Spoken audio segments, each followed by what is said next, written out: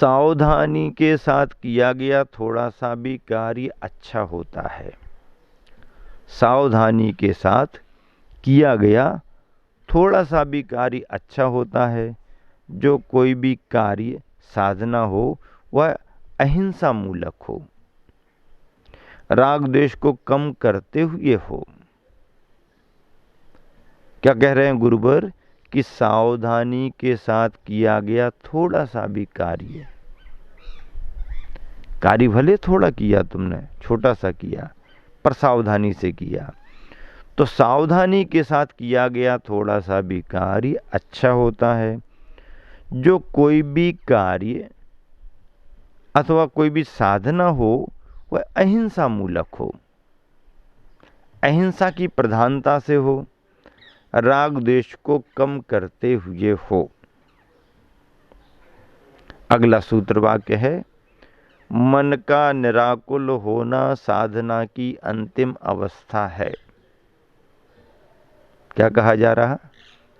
मन का निराकुल होना साधना की अंतिम अवस्था है। उसी साधना का अभ्यास करना चाहिए। कौन सी साधना? निराकुल अवस्था वाली, मन का निराकुल होना, निश्चिंत होना। ध्याता और ध्येय जब तक अलग अलग रहते हैं, ध्याता ध्यान करने वाला, ध्येय जिस लक्ष्य को पाने का भाव है, और ध्याता और ध्येय जब तक अलग अलग रहते हैं तब तक ही मन में क्षोभ रहता है, मन में क्षुब्धता बनी रहती है, मन में विश्रांति नहीं रहती है, मन में हलचल बनी रहती है, मन चंचल बना रहता है, शांत नहीं हो पाता। और मन का शांत निराकुल होना ही साधना की अंतिम अवस्था है। इससे बड़ी फिर और क्या साधना? मन विश्रांति पा गया, मन शांत हो गया, मन निराकुल हो गया। मन निराकुल हो गया, बात खत्म। अब इससे आगे कुछ नहीं। नग्न दिगंबर बिन बने रत्नात्रय नहीं होए। नग्न दिगंबर बिन बने रत्नात्रय नहीं होए। रत्नात्रय के बिन कभी निज सुख मोक्ष न होए। और रत्नात्रय नहीं है तो अपनी आत्मा का सुख नहीं मिलेगा और मोक्ष भी नहीं मिलेगा। इन दोनों को पाने के लिए दिगंबर बनना जरूरी है। अगला बोध वाक्य है, मौन साधना वचन शुद्धि एवं सिद्धि का साधन है। मौन साधना वचन सिद्धि के लिए भी साधन है, वचनों की शुद्धि के लिए भी साधन है, और आत्मा की सिद्धि के लिए भी साधन है। मौन साधना वचन शुद्धि एवं सिद्धि का साधन है। मौन की साधना बहुत बड़ी साधना होती है। मौन से गंभीरता आती है एवं कलह समाप्त हो जाते हैं। नीतिकार कहते मौने ने कलहो नास्ति, मौने ने कलहो नास्ति, नास्ति जागरतो भयम। जहां पर मौन है वहां पर कलह नहीं, जहां पर जागृति है वहां पर भय नहीं।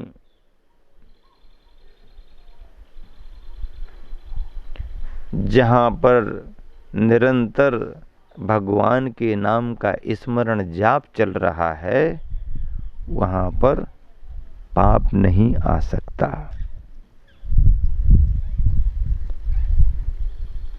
मौन के बारे में कहा जा रहा कि मौन से गंभीरता आती है एवं कलह समाप्त हो जाते हैं। कलह, विकल्प, क्लेश। अगला बोध वाक्य है, उस तप को अपनाना चाहिए जिससे इच्छा को धक्का लगे। अपनी इच्छाओं को धक्का लग जाए तो समझ लो आपने तप कर लिया। इच्छा निरोध का नाम ही तो तप है ना। तप किसे कहते हैं? ये बाहरी तप जो हैं, अनशन, अवमोदरी आदि आदि, इन्हें तो तप कहा ही है, लेकिन इनको तप कहने में अभिप्राय भी ये है कि इन तपों को तपने में इच्छा का निरोध हो। इच्छा का निरोध होता है तो तप है, और अपनी इच्छाओं का निरोध नहीं हो पाता है, इच्छानुसार ही आप अपना कार्य करते जाते हो, तो वह तप नहीं माना जाएगा। अगला बोध वाक्य है, जिस त्याग से जीवन में निर्मलता आती है। क्या? जिस त्याग से जीवन में निर्मलता आती है, वही त्याग वास्तव में त्याग कहलाता है। जिस त्याग से जीवन में निर्मलता आती है, वही त्याग वास्तव में त्याग कहलाता है। जिस त्याग के अनंतर कलुषता हो, वह त्याग नहीं, दंभ है। जिस त्याग के अनंतर, त्याग तो तुमने किया और उस त्याग के आगे, त्याग के साथ क्या आ गया? दंभ आ गया, कलुषता आ गई। तो त्याग के अनंतर यदि कलुषता है तो वह त्याग नहीं, त्याग का दंभ माना गया है। त्याग नहीं, त्याग का दंभ है। जिसमें सहिष्णुता और धीरता, इन दोनों महान गुणों का अभाव है। जिसमें सहिष्णुता और धीरता, इन दोनों महान गुणों का अभाव है, वे त्यागी होने के पात्र नहीं। क्या बात कही? सहिष्णुता और धीरता। ख्याल में आ रहा कि नहीं आ रहा? सहिष्णुता और धीरता, ध्यान देने की बातें हैं। सहिष्णुता, सहन शक्ति अपनी होना चाहिए। सर्दी गर्मी फिर भी सह ली जाए, पर किसी की बातें सहन नहीं होती। उनने ऐसा कह दिया, उनने ऐसा क्यों कहा, वो तो ऐसा कह रहे थे। अरे कह रहे थे तो क्या क्या हो गया तुमको? तुमने उन शब्दों को अपना मान लिया सो मान लिया, नहीं मानो तो कुछ नहीं है। किसी ने तुमको कुछ दिए, अपशब्द दिए, और तुमने उसे कह दिया भैया अभी तो हमारे पास स्टॉक बहुत है इन शब्दों का, अभी हमें ज़रूरत नहीं, आप अपने पास ही रख लो। फिर क्या होगा? उसके सारे शब्द उसी के पास चले गए। सहिष्णुता, जिसमें सहिष्णुता और धीरता, इन दोनों महान गुणों का अभाव है, वे त्यागी होने के पात्र नहीं। तृप्ति का कारण त्याग है, पूर्ति नहीं। क्या कहा गुरुवन ने? तृप्ति का कारण त्याग है, पूर्ति नहीं। अब कितनी पूर्ति करोगे? तृप्ति के लिए नहीं, पानी पीने की इच्छा, पानी पी लो। भोजन करने की इच्छा, भोजन कर लो। सोने की इच्छा, सो जाओ। जो मन में आया उसे पूरा करो, उसे पूरा करो, विकल्प नहीं आने दो, विकल्प नहीं आने दो। तो पूर्ति करते करते करते करते कितना निर्विकल्प हो गए आप। अरे वो विकल्प थोड़ी देर को दूर होंगे और बड़े बड़े विकल्पों को लेकर के और आ जाएंगे। तो आचार्य श्री कह रहे हैं गुरुवर कि तृप्ति का कारण त्याग है, पूर्ति नहीं। पानी पीते पीते भी बार बार प्यास लगेगी, मन पानी पीने का होगा। और यदि अच्छा पानी पीने के बाद में आपने संकल्प कर लिया कि 2 घंटे 3 घंटे पानी पीऊंगा ही नहीं, और यदि आपने संकल्प कर लिया तो 3 घंटे 2 घंटे आपको पानी का ख्याल ही नहीं आएगा। संकल्प यानी त्याग तृप्ति को कराने वाला है, पूर्तियों से निर्विकल्पता नहीं आती।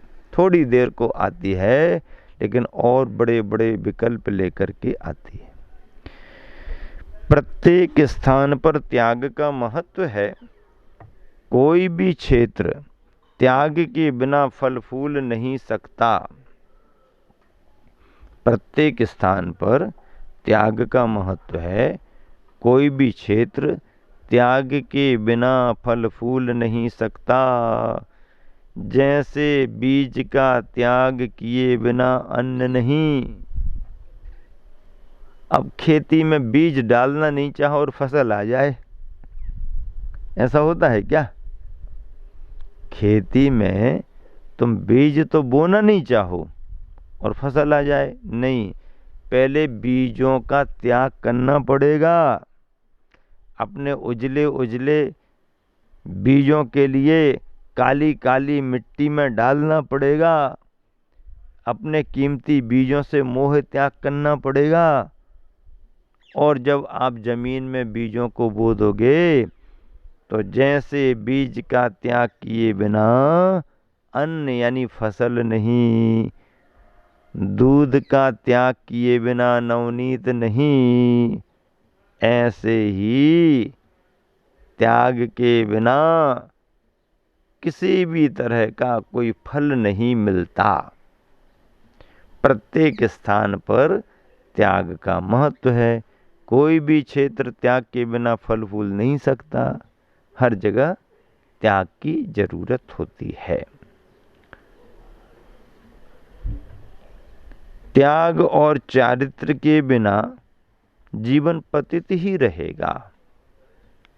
त्याग नहीं है, चारित्र नहीं है, तो इसके बिना जीवन पतित ही रहेगा, कलंकित ही रहेगा। हमें अपने जीवन को कलंकित नहीं करना, हमें अपने जीवन को कलंकित नहीं करना बल्कि अलंकृत करना है। क्या करना है? अलंकृत करना है, शोभायमान करना है। चारित्र रूपी आभूषणों से अलंकृत करना है। किससे? चारित्र रूपी आभूषणों से अलंकृत करना है। हाँ, त्याग और चारित्र के बिना जीवन पतित ही रहता है, कलंकित ही रहता है, रहेगा। हमें अपने जीवन को कलंकित नहीं करना बल्कि अलंकृत करना है। तो किससे अलंकृत करें? चारित्र रूपी आभूषणों से। जिस प्रकार तपन के बिना बपन किया हुआ बीज नएपन की ओर नहीं जाता। क्या कह रहे हैं गुरुवर? कि जिस प्रकार तपन के बिना बपन किया हुआ बीज नएपन की ओर नहीं जाता, उसी प्रकार तपाराधना के बिना श्रवण के जीवन में साधना के नए आयाम नहीं खुलते। साधना के नए आयाम नहीं खुलते। कितनी बढ़िया बात है। तपन के बिना बपन किया हुआ बीज नएपन की ओर नहीं जाता। कैसे जाएगा नएपन की ओर? उसी प्रकार तपाराधना के बिना श्रवण के जीवन के में साधना के नए आयाम नहीं खुलते। प्रारंभिक दशा में जिस धूप में वनस्पति कुम्हला जाती है, प्रारंभिक दशा में जिस धूप में वनस्पति कुम्हला जाती है, किंतु आगे चलकर उसी धूप में वह हरी भरी होती है। क्या कह रहे हैं? प्रारंभिक दशा में जरा सी धूप मिल जाए, नई नई बेल है, नया नया पौधा है, प्रारंभिक अवस्था है, तो प्रारंभिक दशा में जिस धूप में वनस्पति कुम्हला जाती है, किंतु आगे चलकर उसी धूप में वह हरी भरी होती है, ठीक उसी प्रकार प्रारंभ में साधना कठिन जरूर लगती है। प्रारंभ में साधना कठिन जरूर लगती है, किंतु अभ्यास करने से कालांतर में वह सुखदायी हो जाती है। कालांतर में वही साधना जो पहले पहले कठिन लगती थी, वह अब सुखदायी होने लगती है, हो जाती है। इच्छाएं गर्मी में लगने वाली प्यास के समान हैं। इच्छाएं कैसी हैं? गर्मी में लगने वाली प्यास। पानी पिया नहीं कि फिर प्यास, पानी पिया नहीं कि फिर प्यास, पानी पिया नहीं कि फिर प्यास। प्यास का अंत नहीं, इच्छाओं का भी अंत नहीं। इच्छाएं गर्मी में लगने वाली प्यास के समान हैं। पूज दिगंबरपन अतः पूजत पाप पलाय, चरित ज्ञान दृग मिलत है दर्शन आप सुहाय। पूज दिगंबरपने को लेकर के जो भी पूजते हैं दिगंबरत्व को, उनका पाप दूर हो जाता है। चरित ज्ञान दृग मिलत है, रत्नत्रय मिल जाता है। उनका दर्शन अपने आप को सुहाता है। उनका दर्शन, उनकी वंदना, दिगंबरत्व की महिमा अपने आप में महान है। इस तरह से आप सभी ने गुरुवर आचार्य श्री के विचार सूत्रों के माध्यम से बहुत सार गर्भित बिंदुओं को सुना। आप सभी को बहुत बहुत आशीर्वाद। महावीर भगवान की जय।